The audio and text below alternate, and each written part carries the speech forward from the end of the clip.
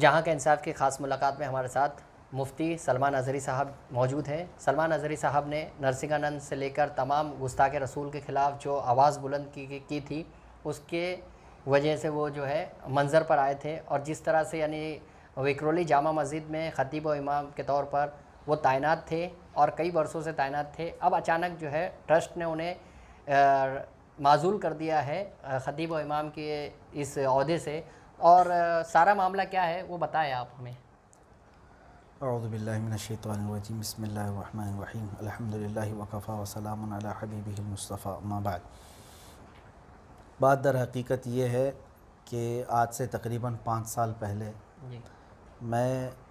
میرا آبائی وطن کرناٹکا ہے، وہیں پر میں خدمات انجام دے رہا تھا اور بہت اچھے انداز سے وہاں پر بھی ہمارا ادارہ بھی قائم تھا، سینکڑوں نوجوان وابستہ تھے، بہت بہتر طریقے سے کام چل رہا تھا۔ مدینہ جامع مسجد کے جو موجودہ ٹرسٹی ہیں، ممبران ہیں، ان لوگوں نے ہبلی آ کر کے کرناٹکا ہبلی آ کر کے مجھے بار بار اپروچ کیا یہاں آنے کے لیے، بلکہ 1 2 نہیں تقریباً 1.5 سال تک یہ پیچھے لگے رہے کہ آپ ہماری مسجد کے لیے آ جائیں، ہم ہر سہولت دینے کو تیار ہیں۔ میرے والد صاحب سے بات کیا، میرے بڑے بھائی صاحب سے بھی بات کیا۔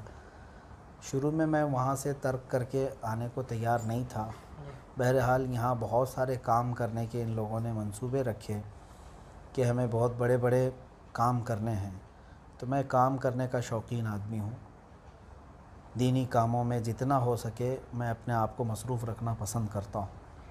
تو بہرحال میرے والد گرامی کے حکم پر، ان کا تو انتقال بھی ہو گیا، اللہ غریق رحمت فرمائے، میں وہاں سے یہاں آیا۔ یہاں کے مدینہ جامع مسجد کے صدر اور ان کے تمام ممبران کی بڑی خواہش کے ساتھ اور بہت شان کے ساتھ یہ لوگ لے کر کے آئے، بڑے بڑے جملے کہے گئے، یہاں تک کہ وہ باتیں آج کہیں تو لوگوں کو مذاق لگتا ہے، جس انداز سے ان لوگوں نے بڑی بڑی باتیں کہی تھی کہ ہمارے محلے میں جو ہے ایک ولی کا قدم آ گیا، فلاں آ گیا، بہت ساری چیزیں کہ ایسی ہوتی ہے ان کچھ لوگوں کی فطرت۔ تو بہرحال آنے کے بعد بہت اچھی سہولتوں کے ساتھ یہاں رکھا بھی گیا، اور دینی خدمات میں نے کوئی کسر نہیں چھوڑی، میرا پورا محلہ گواہ ہے۔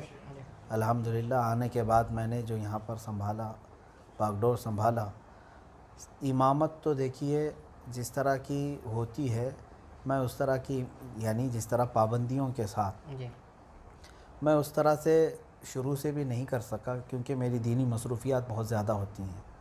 یہ مجھے ہر طرح کی سہولت دے کر کے اس بات پر اتفاق کر کے لائے تھے، اس میں ہمارے بڑے بھائی صاحب بھی گواہ ہیں اور دیگر لوگ بھی گواہ ہیں کہ آزاد طریقے سے مجھے یہاں رکھا گیا تھا کہ جب آپ یہاں پر آئیں گے آپ امامت کریں گے، یا جس وقت آپ اویلیبل ہوں گے آپ نماز پڑھائیں گے، اور باقی آپ کو جو یہاں پر خدمات کرنا ہے وہ سب کر سکتے ہیں۔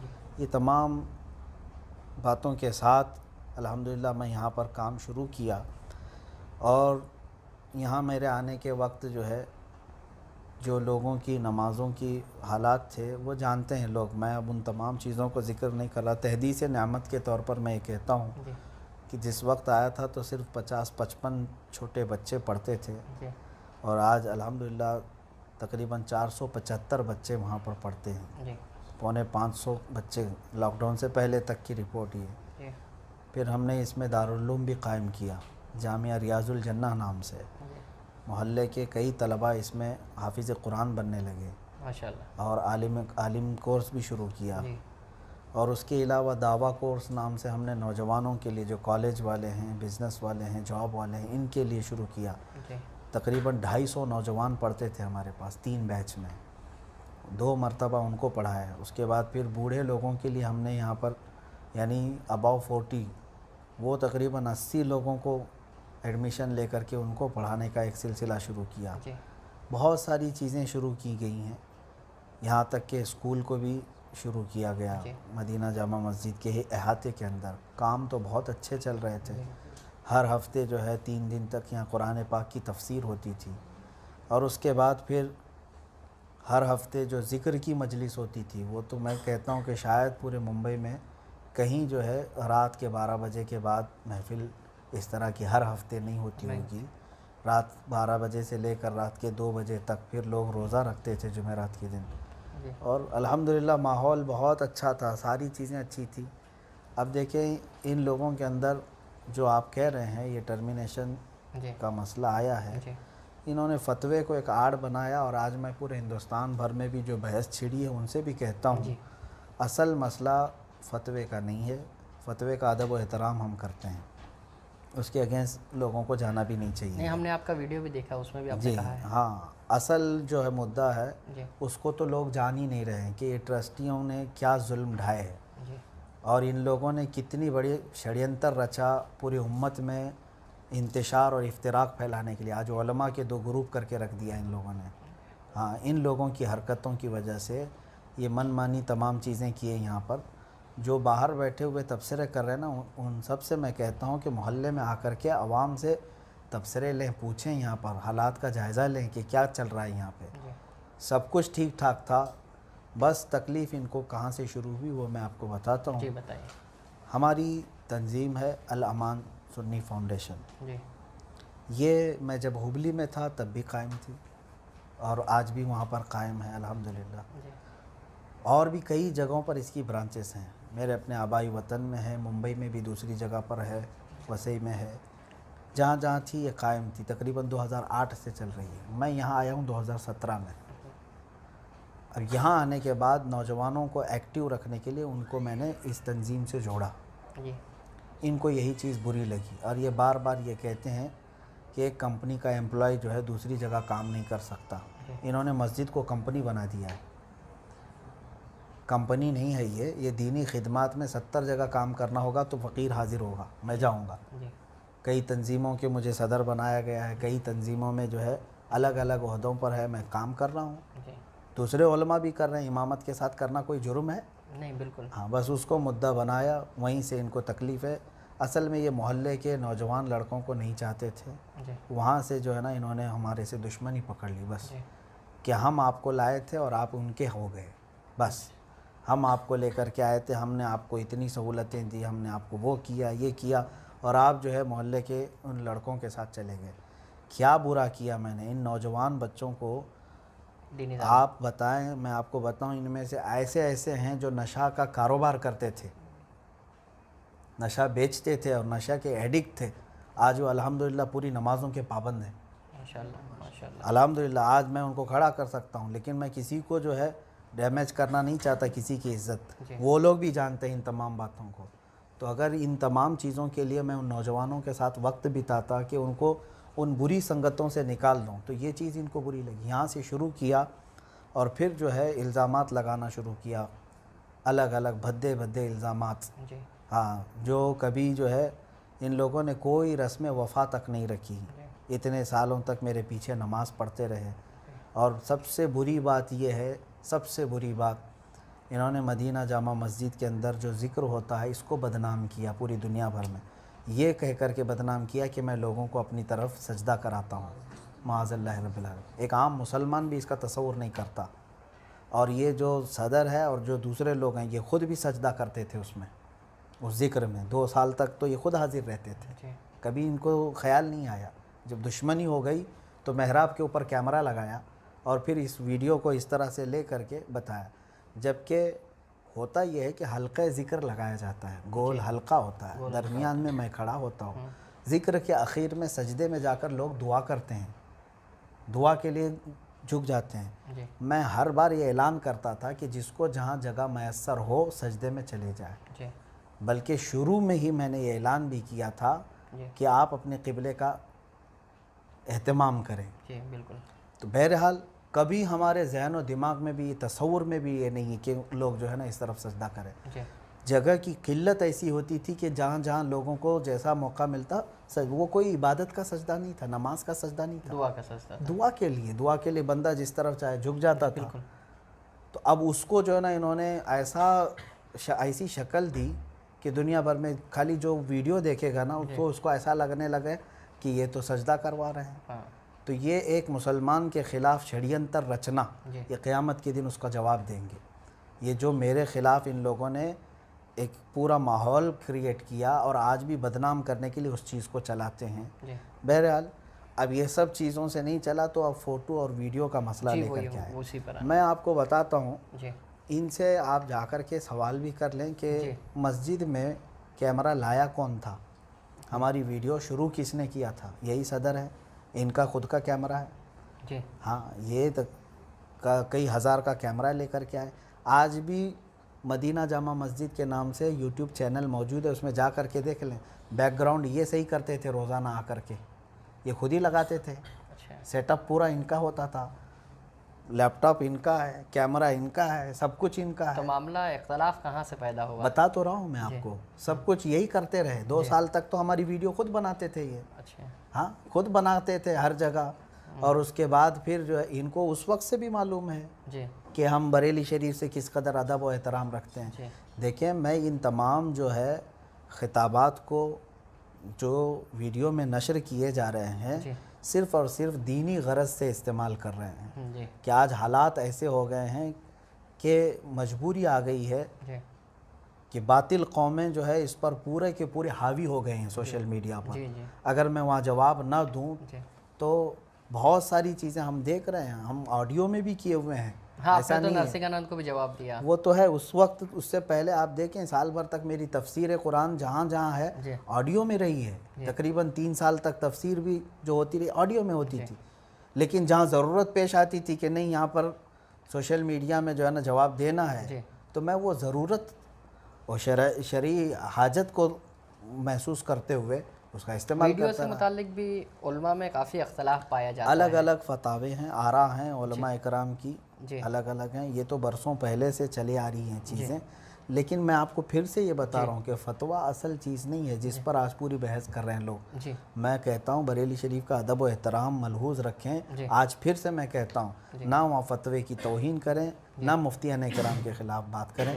میں اس کا قائل نہیں ہوں. میں لوگوں کو اس جانب توجہ دلانا چاہتا ہوں کہ ایسے جاہل اور فاسق مولن اور شڑینتر رچنے والے جب فتوے کا استعمال کرتے ہیں تو اس سے بچنا چاہیے کہ اس سے امت میں کس قدر یہ لوگ انتشار پھیلاتے ہیں. ایسے جس طرح سے آپ کے امامت سے برخاست کرنے کا معاملہ سامنے آیا تو ہم نے دیکھا ابھی بھی تو مسجد کے باہر جو ہے پولیس بندوبست لگا دیا گیا. ہاں, پوری پولیس کو لا اینڈ آرڈر اور نظم و نسق کا مسئلہ بنا دیا گیا ہے آپ کی برخاستگی کو. اب تو اس پر کیا کہیں گے؟ اب آپ بتائیے, تقریباً یہ لوگوں نے 200-250 پولیس منگوائی ہے, چھوٹی موٹی پولیس نہیں ہے. یعنی یہ پورے محلے کو جو ہے نا ٹرسٹیوں نے منگوائی ہے کہ انہوں نے منگوائی ہے, پولیس نے جو ہے وہ اپنے طرف سے کیا؟ ٹرسٹیوں نے منگوائی ہے. ٹرسٹیوں نے منگوائی ہے. پہلے سے یہ بول کر کے آرڈر کر کے کہ مطلب ان کو ٹرمینیٹ کر رہے ہیں ہم محلے میں, پھر پورے لوگ ایگریسو ہو جائیں گے, فلاں ہوگا, یہ سب کہہ کر کے منگوائے. جبکہ میں کبھی بھی محلے والوں کو اپنے لیے کھڑا نہیں کرتا, کبھی بھی نہیں. ہاں, کبھی بھی نہیں. میں نے ویڈیو میں بھی شاید یہ پیغام دیا ہے, ابھی بھی میں پیغام دیتا ہوں, ابھی بھی میں پیغام دیتا ہوں, امن و امان کو برقرار رکھیں, اتحاد و اتفاق کو برقرار رکھیں. لیکن ان لوگوں نے ٹھان لی ہے, ضد کیا ہے اس چیز کو بغیر کسی وجہ کے. آپ ڈھونڈیں گے کوئی وجہ نہیں ملے گی. یہ فوٹو اور ویڈیو کے مسئلے کو لے کر کے اتنا اچھل رہے ہیں, ذرا ان کے سارے اکاؤنٹس چیک کریں. ہاں, یہ تو وہ لوگ ہیں سارے کمیٹی میں جن کو بریلی شریف سے کوئی تعلق نہیں ہے. یہ بریلی کا استعمال کرتے ہیں. یہ کہتے ہیں اس میں کہ تاج الشریعہ سے مریدین ہیں, ان میں سے کوئی مرید نہیں ہے, کوئی نہیں ہے, جھوٹے ہیں. ہاں, یہ جھوٹ بولتے ہیں. اور ان میں سے تو اکثر رافضیت زدہ ہیں, شیعوں کے ساتھ ناچنے والے. ہاں, تو اب آگے کا کیا منصوبہ ہے جس طرح سے اب یہ تمام ہاں, میں آپ کو یہ بھی بتا دوں کہ پورے ہندوستان بھر میں جو یہ ماحول بنایا گیا ہے, فتوے کے خلاف نہ بات کریں کوئی. فتوے کے خلاف فتویٰ جو ہے نا وہ ایک شرعی حکم ہوتا ہے, اور علماء اکرام مفتیان اکرام کے دونوں رائیں آتی رہتی ہیں. اس میں دونوں جانب کا ادب و احترام ملحوظ رکھنا چاہیے.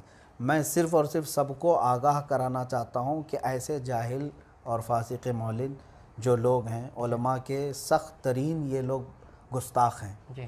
میں اگر آپ کو بتاؤں, یہ میں پہلا نہیں, یہاں پر 35 سال سے امامت کرنے والے امام کو بھی یہی ٹرسٹیوں نے نکالا. ہاں, ان کے بعد تقریباً 8 یا 10 اماموں کو اور نکالا. میں تو اب 11ویں نمبر پہ ہوں گا شاید. تو یہ اسی طرح کی حرکت کرتے ہیں. یہی حرکت کرتے ہیں. ان کا ریکارڈ ہے, محلے میں آ کر کے پوچھیں آپ کتنے اماموں کو نکالے یہ, اور ہر بار فتویٰ لے کر کے آتے ہیں بریلی شریف سے. نہیں الگ الگ جگہوں سے لے کر کے آتے ہیں جہاں سے ان کو ضرورت پیش آ جائے. اس سے پہلے جو 35 سال امام تھے یہاں پر, 35 سال کیا ہوتا ہے, پوری زندگی چلی جاتی ہے. ان پر بھی فتویٰ ہی لے کے آئے تھے, ان کو بھی یہ کرنے کے لیے پولیس فورس ہی لگائے تھے. ایسے یہ حرکت ان کی ہے. تو اب یہ جو حالات جو ہے وہ کنٹرول سے باہر جا رہے ہیں, نوجوان جو ہے وہ آپ کے ساتھ ہیں, بہت سارے نوجوان جو ہے آپ سے جڑے ہیں, یعنی جو آپ نے تذکرہ بھی کیا ہے, آپ نے کئی نوجوانوں کی جو ہے دینی تعلیم میں جو ہے وہ بدل کر ان کی جو ہے زندگی بدل کر رکھ دی, آپ نے بتایا. تو ایسے میں کیا اپیل کریں گے اور کس طرح سے یہ پورے معاملے کو آپ دیکھتے ہیں؟ میں عوام اہل سنت سے یہی گزارش کروں گا کہ کبھی بھی دینی منصب کو ایسے ہاتھوں میں جانے نہ دیا جائے جو شریعت کا اور دین کا مذاق اڑاتا ہو. سمجھ رہے ہیں آپ, جو شریعت کا اور دین کا مذاق یہ یہاں پر موجود جتنے علماء پڑھاتے تھے ان کو اس طرح سے ارے ترے جس طرح سے ایک عام آدمی کو بلاتے ہیں اس طرح علماء اور حفاظ کو بلاتے ہیں نام بگاڑ کر کے. ہاں, اس پر بھی میں ان کو ڈانٹتا رہتا تھا, تنبیہ بھی کرتا رہتا تھا. علماء میں سے ایک کا بھی ادب نہیں کرتے, کسی کا ادب نہیں کرتے. یہ جن کے پیچھے نماز پڑھتے ہیں اس کو ہی نام لے کر کے جیسے چھوٹے بچے کو بلاتے ہیں اس طرح سے بلاتے ہیں لوگ.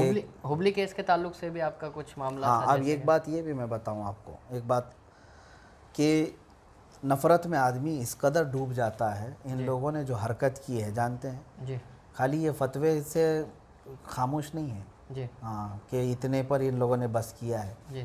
میں پوری ہمارے پاس فائل ہے, ان لوگوں نے میرے متعلق کہاں کہاں کمپلینٹ کیا. میں آپ کو بتاؤں, میں نے پورے کفر کو چیلنج کیا, گستاخان رسول کو چیلنج کیا, لیکن وہاں سے کوئی ہمارے اوپر اس طرح کے کیس نہیں آئے. لیکن یہی مسجد کے صدر نے کمشنر آف پولیس میں, ڈپٹی کمشنر میں, اور پھر یہاں پر اے سی پی کے پاس, ڈی سی پی کے پاس, اور پھر پارک سائڈ پولیس اسٹیشن میں, وقف بورڈ میں, سب جگہ کمپلینٹ میرے خلاف ڈال کے رکھا ہے. اب میں آپ کو ایک بات بتاتا ہوں, 2015 کی بات ہے یہ, جب ایک مردود خبیث گستاخ رسول کریم صلی اللہ تعالیٰ علیہ وسلم کی شان میں بہت نازیبا کلمات بکتا تھا, کملیش تیواری. ہاں, اس کے خلاف ہم نے احتجاج کیا تھا ہبلی میں. وہ احتجاج تاریخی تھا, ہزاروں کی تعداد میں لوگ وہاں پر بھی جمع تھے. اب اس میں کچھ وائلنس ہوا تھا, ظاہر سی بات احتجاج میں ہوتا ہے. اس کے بعد جو ہے کیس ہوئے تھے, اس میں ذمہ داروں میں جو ہے جو لوگ تھے تقریباً 20 لوگ تھے, ان میں میرا بھی نام ہے. وہ جو کیس ہوئے تھے وہ احتجاج میں وائلنس ہونے پر ایک گستاخ رسول کے خلاف میں کھڑا تھا, اور آج بھی میں کھڑا ہوں. ان کیسوں کو اس نے ذریعہ بنایا, اور سب جگہ یہ کہتا ہے کہ ان کا کرمنل بیک گراؤنڈ ہے, ان کا کرمنل بیک گراؤنڈ ہے, ان کے اوپر ہبلی میں کیسز ہیں. بھائی کوئی چوری کے کیس ہیں نہیں, آست کی جو ہے وہ آپ یعنی آپ کو برخاست کر دیا گیا, کیا آپ اس کو تسلیم کرتے ہیں؟ دیکھیں, کسی کو ڈیمیج کرنا اور اس کی امیج کو خراب کرنا, میں تو اس کو چیلنج کرتا ہوں پھر. ہاں, ان لوگوں نے جو آگے یعنی کیا قانونی چارہ جو قانونی کارروائی کرنی ہوگی وہ میں کروں گا. اچھا, جو قانونی کارروائی کرنی ہوگی وہ میں کروں گا ٹرسٹ کے خلاف, اور جو بھی لوگ ہیں. دیکھیں, اب بھی میں نے مان لیا یہ تمام چیزوں کو, کیونکہ اب میری ذمہ داریاں بہت زیادہ ہیں, میں دوسرے کاموں میں مصروف ہوں. ہمارا جو ہے بہت بڑا پروجیکٹ ہے, اللہ تعالیٰ اس میں کامیابی عطا فرمائے. میں ان سے الجھنا نہیں چاہتا. ہاں, جو پاکھنڈیوں کے ساتھ کھڑے ہوتے ہیں, جب گستاخ رسول نرسنگھانند کے خلاف میں مباہلے کا چیلنج دیا, پورا ہندوستان کھڑا تھا ہمارے ساتھ, اور ان کمینوں نے اس بارے میں بھی جا کر کے کمپلینٹ کیا ہے. اس بارے میں بھی جا کر کے پولیس میں کمپلینٹ کیا ہے کہ یہ شخص ہم کو یہاں بھڑکا رہے ہیں اور یہاں فساد ہو سکتا ہے. یہ ہمارے ساتھ کھڑے نہیں تھے, پورے ہندوستان کھڑا تھا. بالکل. ہاں, میں یہی چہرہ ان کا پورے ہندوستان بھر میں دکھانا چاہتا ہوں. فتوے کے مسئلے کو لے کر کے نہ بحث کریں, اصل ظالم تو یہ ہیں جو علماء میں بھی جو ہے لڑا کر کے بیٹھے ہوئے ہیں. یہ تھے مفتی سلمان اظہری صاحب جو بتا رہے تھے کہ کس طرح سے ان کی برخاستگی کو جو ہے وہ چیلنج کریں گے, کیونکہ ان کی برخاستگی جو ہے وہ درست نہیں ہے. اس میں جو پیمانہ لگایا جا رہا ہے, جس طرح سے بتایا جا رہا ہے کہ ویڈیو کا مسئلہ ہے, لیکن ویڈیو کے مسئلے سے کہیں آگے بڑھ کر معاملے کو مفتی سلمان اظہری نے آپ کے سامنے پیش کیا. حیات مقدم کے ساتھ محمد جاوید شیخ, جہاں کا انصاف.